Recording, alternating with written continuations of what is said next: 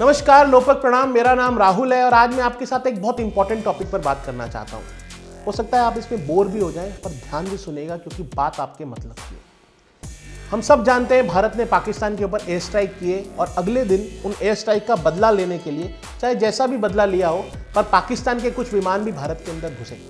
पर जब वो घुसे तो उनको भाग के पीछे लौटना पड़ा क्योंकि भारत के बहादुर जवानों ने MiG-21 से उनका पीछा किया। लेकिन अनफॉर्चुनेटली, जैसा कभी कभी हो जाता है, एक MiG-21 उनके एरिया में चला गया और हमारे एक बहादुर पायलट अभिनंदन वर्धमान, जिनका नाम आज पूरी दुनिया में चर्चित है, वो पाकिस्तान में गिर गए। अब पाकिस्तान में वो उनके कब्जे में आ गए। तो पाकिस्तान का स्वभाव हम सब जानते हैं। उन्होंने अभिनंदन का इस्तेमाल कर विश्व पटल पर भारत को बदनाम करने की एक शानदार स्क्रिप्ट बनाई। पर जैसा हमेशा होता हुआ आया है, वैसा हुआ नहीं। इस बार पाकिस्तान फंस गया और ऐसा कुछ हुआ जिसकी पाकिस्तान ने कभी उम्मीद भी नहीं लगाई थी। अगले ही दिन, बिल्कुल नेक्स्ट डे, संसद में पाकिस्तान के प्रधानमंत्री इमरान खान, जो अपने आप को बहुत शानदार बैट्समैन समझते हैं, उन्होंने as a piece gesture Abhinandan Varthaman को वापस लौटाने की घोषणा की। अब पाकिस्तानी तो इससे बड़े नाराज हुए। किस लिए अपने आप को बेइज्जत करवा रहे हैं? जो इनिशिएटिव एयरफोर्स ने दिया है, आर्मी कुर्बानियों से इतनी इज्जत कमाई है, अब वो पूरी दुनिया में प्रोपेगेंडा कर रहे हैं कि पाकिस्तान सरेंडर कर गया। लेकिन उनको यह समझ नहीं आया कि ऐसा क्यों हुआ। जो देश मसूद अजहर को और हाफिज सईद को अपने यहाँ हीरो बताता हो, जो उनके मदरसों को प्रॉपरली अक्लेम करता हो, उसका वजीर आजम पीस जेस्चर की बात क्यों कर रहा है, और वो भी अपने जानी दुश्मन भारत के फाइटर पायलट के बारे में। अब ये बड़े सवाल खड़े करता है। एक्सपर्ट्स का कहना है कि इसके पीछे भारत की वो शक्ति थी जिसने पाकिस्तान को भौचक्का कर दिया। डिप्लोमेटिक वॉरफेयर में भारत ने ऐसा एटीट्यूड दिखाया कि पाकिस्तान को पीछे हटने पर मजबूर होना पड़ा। कहा जा रहा है कि उस समय भारत ने पाकिस्तान को एक नॉन ऑफिशियल मैसेज भेजा। वो मैसेज क्या था? वो मैसेज था कि भाई ऐसा है, हमने अपनी मिसाइल्स रेडी कर रखी हैं और यदि तुमने अभिनंदन को नहीं छोड़ा ना, तो तुम्हारी वो गत होगी कि तुमने अपने सपने में भी नहीं सोचा होगा।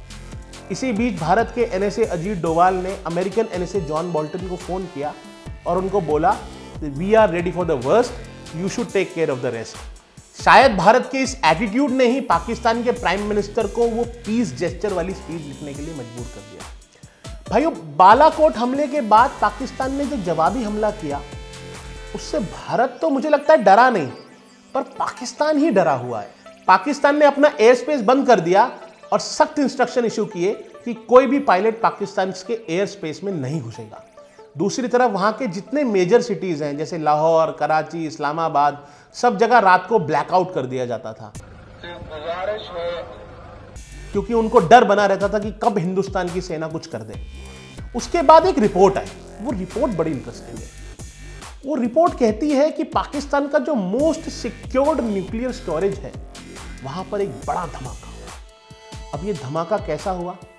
इस धमाके को पाकिस्तानी एक्सीडेंट बता रहे हैं, लेकिन सैटेलाइट इमेजेस जो हैं वो कुछ और ही बता रहे हैं। द प्रिंट में एक आर्टिकल छपा। उस आर्टिकल में बताया जाता है कि पाकिस्तान के बलूचिस्तान में खुशदार न्यूक्लियर स्टोरेज के पास एक धमाका देखा गया है। ये आर्टिकल उन धमाकों की सैटेलाइट इमेज भी दिखाता है।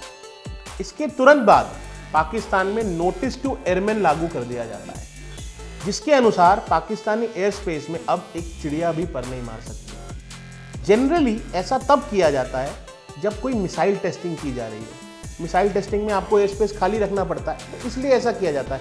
पर इस समय ऐसा क्यों किया गया, किसी को नहीं पता। इसको देखने के बाद इन दावों को दम मिलता है कि भारत के पास सच में उसकी मिसाइल्स रेडी है। इसको और भी पुख्ता खुद इमरान खान अपनी स्पीच में करते हैं। आपने सबने सुना होगा, वो कहते हैं कि हिंदुस्तान मिसाइल मारने वाला था, लेकिन बाद में हालात काबू में आ गए। कल रात एक था कि शायद पाकिस्तान के ऊपर किसी तरह का मिसाइल अटैक किया जाए, वो फिर बाद में डिफ्यूज हो गया। खैर, अभी तक हमने जो बात की वो तो थी पाकिस्तान के अंदर की, पर अभी जो बात हुई वो पाकिस्तान के बाहर हुई। कुछ जंबो जेट्स जो शायद सऊदी अरब के थे, वो पाकिस्तान में लैंड करते हैं, कुछ देर रुकते हैं और फिर वापस लौट जाते हैं। आपको ये ध्यान रखना पड़ेगा कि ये ऐसे समय पर हुआ जब पाकिस्तान का एयर स्पेस विदेशी फ्लाइट्स के लिए बिल्कुल बंद था। सिक्योरिटी एक्सपर्ट्स का ऐसा मानना है कि पाकिस्तान के पास जो परमाणु बम है वो केवल पाकिस्तान के नहीं है, बल्कि वो बहुत सारी कंट्रीज के लिए परमाणु बमों का मैन्युफैक्चरिंग भी करता है और उनको अपने यहाँ स्टोर भी करता है। तो प्रोबेबली ये एक रीजन हो सकता है कि सऊदी अरब को ये डर लगा हो कि क्या हमारे परमाणु बमों पर किसी प्रकार का कोई खतरा है, क्या उनको कोई थ्रेट है, इसलिए वो आए हो। खैर ये सब कयास तो लगते रहते हैं। इन्हीं दिनों एक और खबर आई।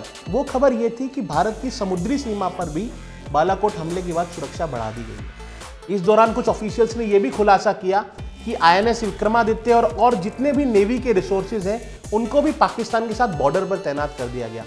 वैसे तो मैं आपको बताना चाहता हूं कि ये एक नॉर्मल घटना थी, क्योंकि उस समय भारत की फोर्सेस ट्रॉपिक्स 2019 का अभ्यास कर रही थी, जो एक नॉर्मल प्रोसेस है, सामान्य समय में भी चलता रहता है।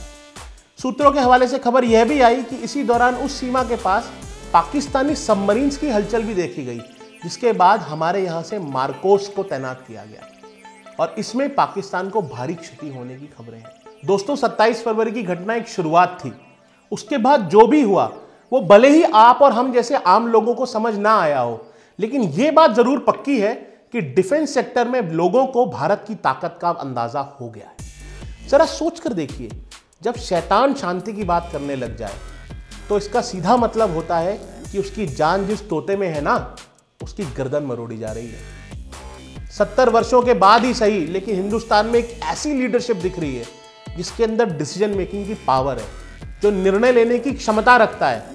तो आगे क्या होने वाला है ये तो हमको नहीं पता, लेकिन एक बात तय है, आने वाला टाइम पाकिस्तान के लिए बहुत डिफिकल्ट है और उसका रीजन बहुत क्लियर है। वो रीजन है कि उन्होंने अपना फ्यूचर ऐसे लोगों को सौंप दिया है जिनका खुद ही कोई फ्यूचर नहीं है। And let me tell you very clearly, जो लोग बारूद की खेती करते हैं ना, उनके यहां आम नहीं उगा करते। Thank you so much. लोपक प्रणाम। इस वीडियो को लाइक कीजिए, कमेंट कीजिए, शेयर कीजिए, हमारे चैनल को सब्सक्राइब कीजिए और घंटी बजाइए।